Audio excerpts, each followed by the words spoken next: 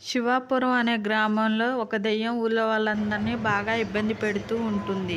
దెయ్యాన్ని చూసి అందరూ పారిపోతూ ఉంటారు. నన్ను చూసి ఈ మనుషులందరూ భయపడుతుంటే భలే సంతోషంగా ఉంటుంది నాకు. ఈ మనుషులందరూ రోజు నాకు భయపడాలంటే వీళ్ళు దేవుణ్ణి పూజించకుండా చూడాలి అనుకొని దెయ్యం ఊళ్ళో వాళ్ళందరినీ ఎవరిని గుడికి వెళ్ళకుండా చేసేది. అప్పుడు ఆ ఊర్లో ఉండే లక్ష్మి నిత్యం శివుణ్ణి పూజిస్తూ ఉండేది. శివయ్య, రోజు నీ గుడికి వద్దామనుకుంటే ఊళ్ళో ఒక దెయ్యం ఊళ్ళో వాళ్ళందరినీ బాగా ఇబ్బంది పెడుతుంది. నువ్వే వాళ్ళని కాపాడాలి. నువ్వు ఉన్నావని నిరూపించుకో అని అనగానే శివుడు ప్రత్యక్షమై విలయ తాండవం చేస్తాడు. నువ్వు ఇన్ని రోజులు జనాల్ని భయపెట్టింది చాలు, ఇక నీ అంతు చూస్తా అనుకుంటూ దెయ్యం ఆత్మను తనలో వశం చేసుకుంటాడు శివయ్య. ఆ ఊరిని రక్షిస్తాడు. ఓం నమః శివాయ.